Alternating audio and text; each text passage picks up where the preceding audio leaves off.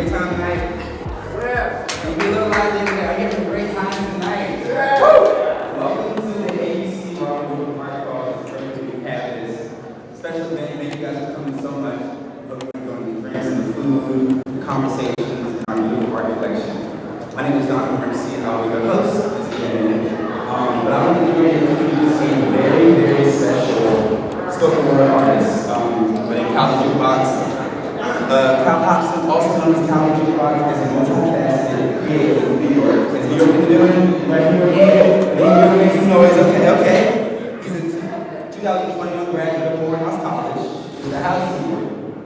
This is quiet as I heard. Is that ever?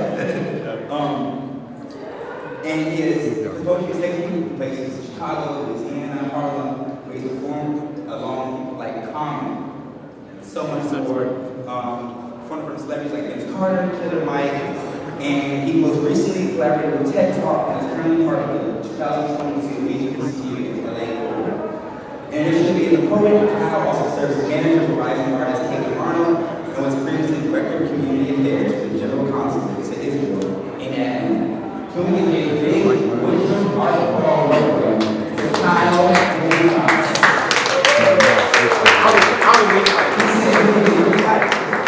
If you hear me say yeah. Yeah. If you hear me say yeah. Yeah. What's up, everybody? Hey, girl. Hey, my name is Kyle the Jukebox. If you heard it here, you heard it clear. I appreciate y'all for having me here. This is kind of cool for me. Like you said, I'm a Morehouse grad, so when I came in here, I was never doing stuff like this. I was crying. But I got a lot. I go off on tangents a lot, I'm sorry. So what I did, I took notes. I got notes here. Please make sure I stay on track. I might go off track. I apologize. Dang, how should I start this? Who am I? I believe that was a curator of thought. A translator with a pen and paper, purpose to express the suppressed. Don't show my mom this. I practice polygamy.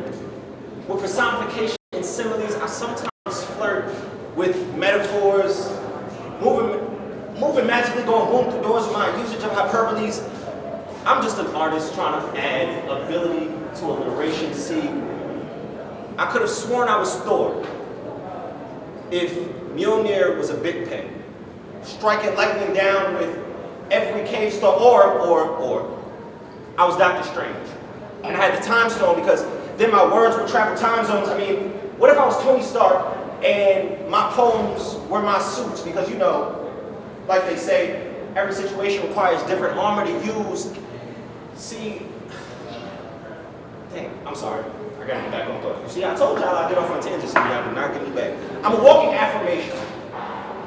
With confidence that's dangerous, I'm a speaker for the unspoken. I am the live recording of letters never opened. I have the ability to eat and devour Merriam-Webster and regurgitate Langston Hughes with a twist. I am the vocal adaptation of When Stars Collide. Or when CSI solved homicides, see, y'all just let me get off on tangents. Y'all not bringing me back. I don't understand it. I create fixtures with word. I lasso attention with sentences. I am the epitome of perseverance, an enemy to incoherence.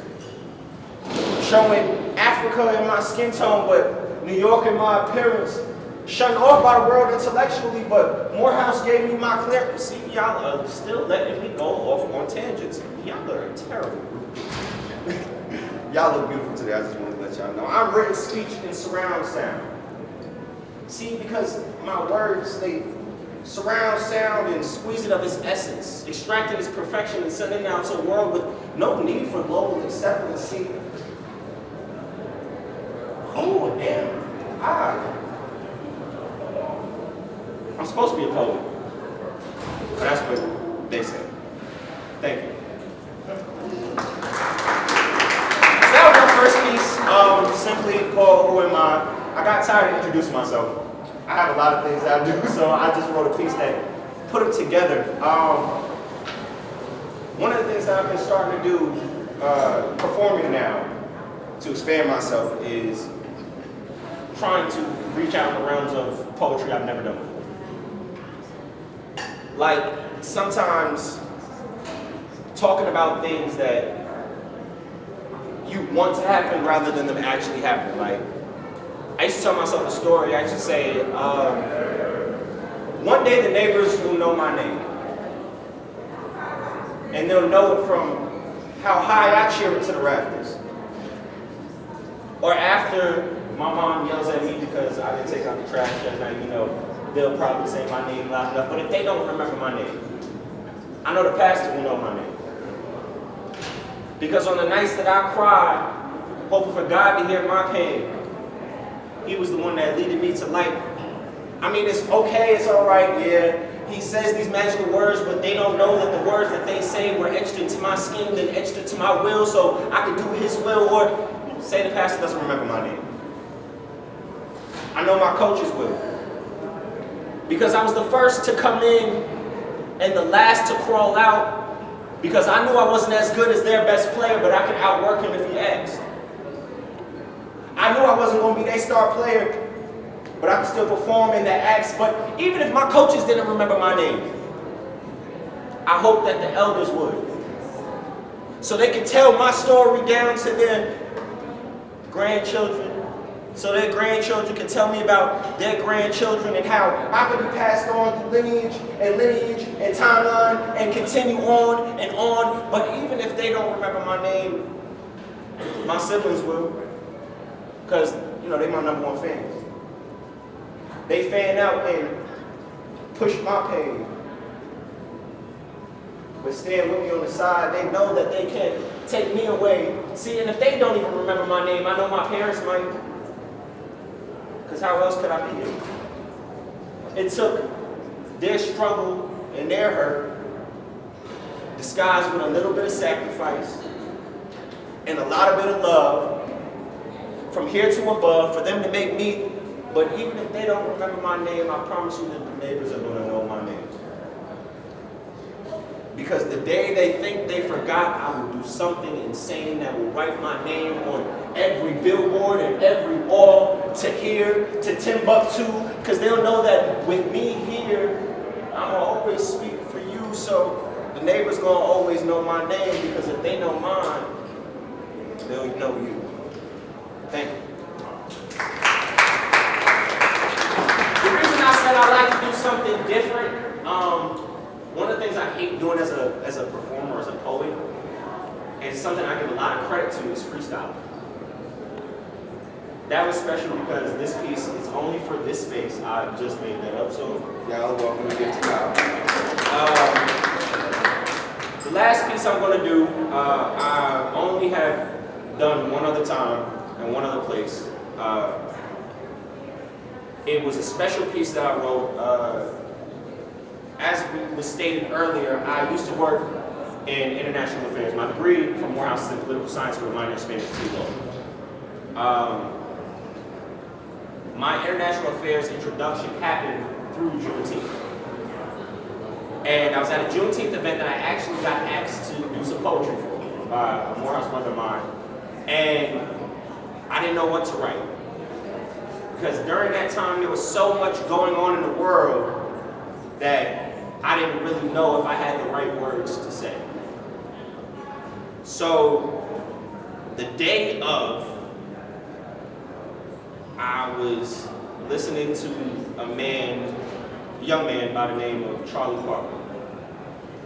And I realized that jazz music, just as black people, have to move on a whim. So, excuse me for going in my phone, because I don't like looking at pieces sometimes. Certain pieces you leave alone, but this is one that I like. This piece is called The Jazz Man's Keys. I was going to bring a piano, I play piano, but, you know, I'm not prepared. I got asked, what do you wish to hear on June 19th? And of course I want to listen to Maze and Frankie Beverly, but I responded with jazz, and the answer came with such ease. because there's something special about those jazz man's keys. How the black hands press the black keys, they impress me. Swift hands play melodies that encase me, that sound mask the noises of those trying to erase me, or the ones who erase the stories of those who made me. He plays songs to teach, to remind us that knowledge is power. So when our intelligence is tested, we are never to cower, going from 15 black institutions to now 105 strong. I just love when the jazz man plays that song. I hear songs of struggle on a course said to be free. And notice how the tempo rises when you look like me. And the key changes, hope the changes that we wish to see. And yet you hear it all in the jazz man's keys. And with all the chaos around, the jazz man gives me peace. Because he knows I'm still not safe in these streets, and it truly doesn't matter if it's December 31st or June 19th, because the freedom that was stolen now comes with a lease, a constant connection to my people, call it a permanent leash, a grip hold on our culture to the last of it is deceased, but the jazz man plays louder, smiles and shows his teeth, because that all disappears when the jazz man plays his keys. His improvisations did nothing but enhance my imagination. Imagine that I was embraced and covered by a nation that didn't want to cover the knowledge of my history in schools. Covered by a nation that taught that being black was cool, and how black hair were crowns of gold dust and fine wool.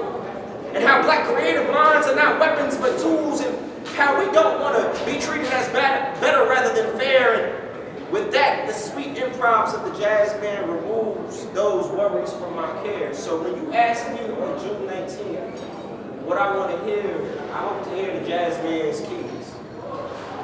Playing the sounds of freedom, hoping one day we can truly hear it ring, playing a celebratory song that lifts our voices to sing, that fills our spirits with love and bliss and happiness and reassurance that we created this. So if you see a smile on my face, just know I heard and believe that the true sounds of freedom lay in the jazz man's keys. My name is CAU-TV, and you heard it here. Thank you.